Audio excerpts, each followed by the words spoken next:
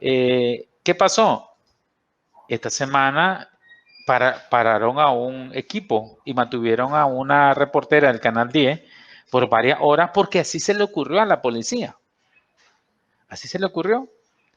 Y de remate, el esbirro Fernando Borges, otro hora amigo de los periodistas, porque fue relacionista público de la policía en tiempos de Aminta Granera, en tiempos de otro gobierno, ordenó que lo cachiporrearan, lo patearan y lo empujaran.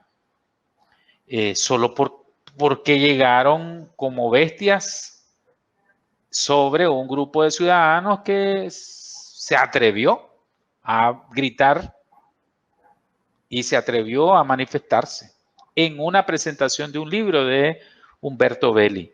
El periodista quedó entre dos bandos, si se fijan, él no pudo, la mayoría de periodistas salió en carrera para adentro, pero él quedó como en medio de dos bandos. Y el esbirro, Fernando Borges, mandó a sus guardias para que lo patearan sabiendo que es un periodista. Y es un periodista que ha ganado mucha notoriedad porque está frente a las cámaras todos los días en el canal de mayor audiencia de este país, el Canal 10. Entonces, vos resumís todo eso, significa que la situación se está, el dictador queriendo dar una imagen de poder, de seguridad, pues él anda con las completas y anda con mucho miedo, incluso de su propia gente. Y la represión a esos niveles denota temor. ¿Por qué denota temor? Porque no vas a dejar manifestarse a un grupo de ciudadanos. Porque se pueden sumar más ciudadanos y después más ciudadanos y después más ciudadanos. Y va a llegar un momento en que la policía no va a poder dar abastos.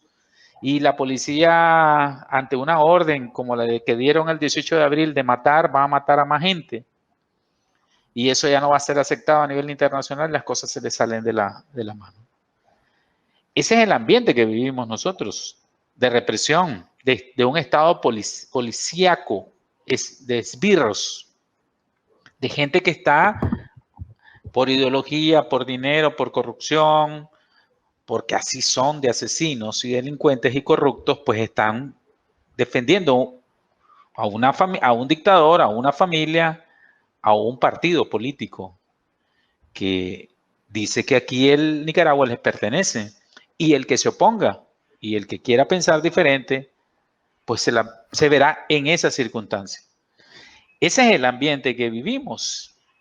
Y yo quiero dejarte un ratito a vos en tus apreciaciones sobre estos otros temas para tocar después el ambiente de que está haciendo la oposición y sus tropiezos y sus novatadas políticas. Incluso yo creo que hasta su ineficiencia administrativa para generar lo que la gente está esperando, una coalición que tenga una programática para obligar a la dictadura a un cambio de correlación de fuerzas en el país, porque no es solo la presión internacional, o la presión internacional no es suficiente para que este estado de cosas de dictadura en Nicaragua cambien. No va a cambiar si el que nos está viendo solo se queda viendo. No va a cambiar si el que está afuera no apoya. No va a cambiar si no hacemos algo para cambiar. Si dejamos que esto siga pasando de esa manera, se mantenga en eso, esperando a que otros hagan lo que usted y yo tenemos que hacer, cívica y pacíficamente, pero unidos, la correlación de fuerzas no va a cambiar de la noche a la mañana. Aníbal.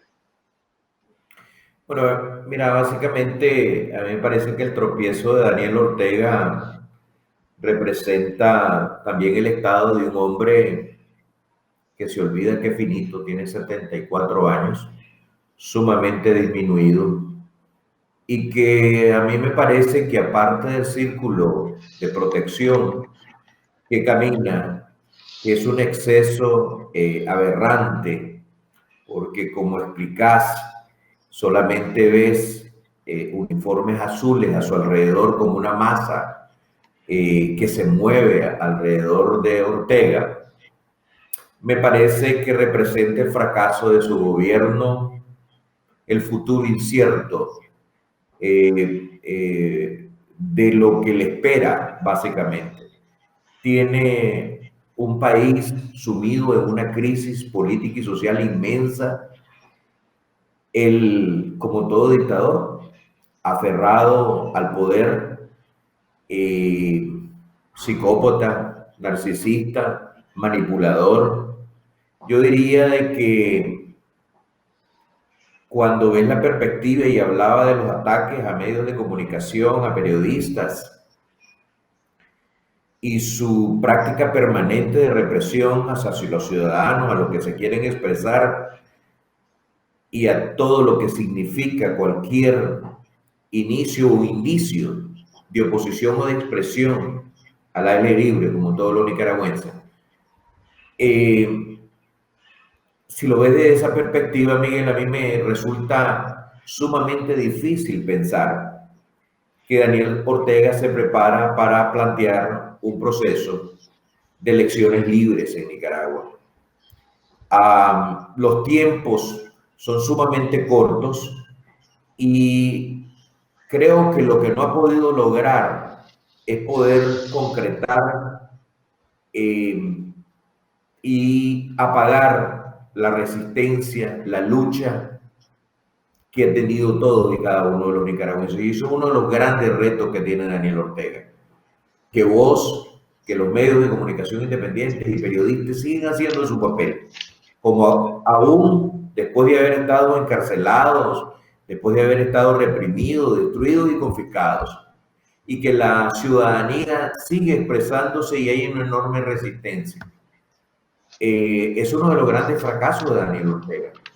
Y a mí me parece plena y francamente que te voy a decir que cualquier flexibilización a las medidas de represión o restitución de derechos de todos los nicaragüenses, que son fundamentales para poder plantear una elección, definitivamente que es para el dictador lo ve como una amenaza, y yo lo veo que es inmensamente difícil poder lograr el ambiente necesario, ya ni siquiera las condiciones, con un Daniel Ortega que reprime, que ataque y que sigue básicamente un patrón de represión permanente. Sí, es preocupante, tenemos un enorme desafío ahí enfrente y me parece de que la lucha persevera y sigue, aparte del planteamiento de la gran coalición que representa, también una serie de interrogantes inmensos,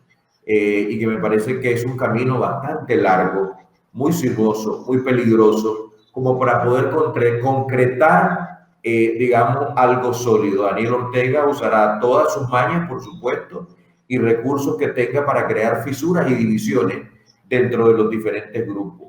Es un grupo muy genérico de muchos aspectos, de muchos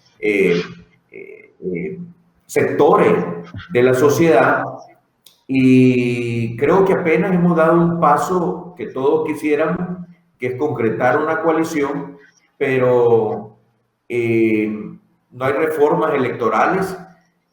Una de las grandes, digamos, incógnitas que vos tenés es que Daniel Ortega va a dar reforma a su manera sin que nosotros hayamos podido concretar una coalición firme, cohesionada, con estrategia, que pueda enfrentar los retos que nosotros tenemos. Vencer y resolver, Miguel, la desconfianza propia de la coalición entre los diferentes sectores por las diferentes adversidades, diversidades que tienen.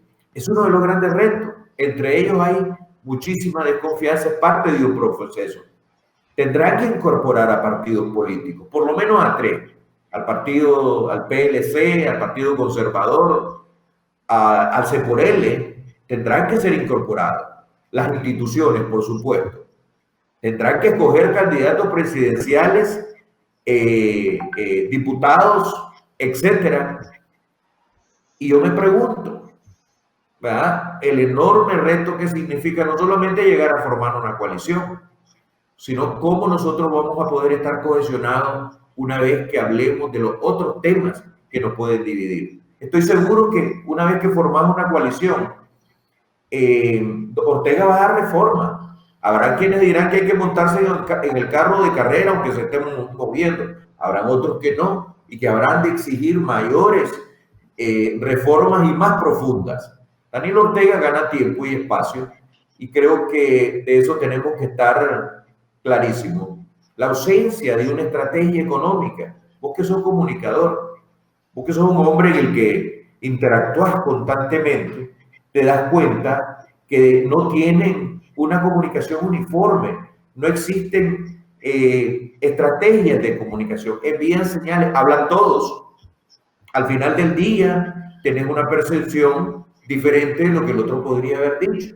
Y ahí es un problema de comunicación y hay un esfuerzo, me parece, no que todos tienen derecho, hay un esfuerzo, me parece, de perseguir las cámaras y el micrófono, y es lógico, el periodista y el medio lo va a perseguir, pero me parece que tiene que haber una organización y puede requerir de urgencia el hecho de que exista una manera, forma, estrategia cohesionada de poder comunicar a los nicaragüenses lo que está sucediendo. Existe, por todo lo que he dicho, pero también por un gran problema de comunicación, difícil a veces poder entender qué es lo que está pasando, difícil poder entender cuáles son los caminos y alternativas que le quedan a la gran coalición. Nosotros tenemos un gran reto enfrente y las reformas electorales son fundamentales para poder iniciar un camino que pueda restablecer la democracia y la oportunidad de todos los nicaragüenses para poder adquirir o poder tener la opción de ir a unas elecciones en que nosotros los nicaragüenses tengamos garantía que nuestro voto va a ser respetado.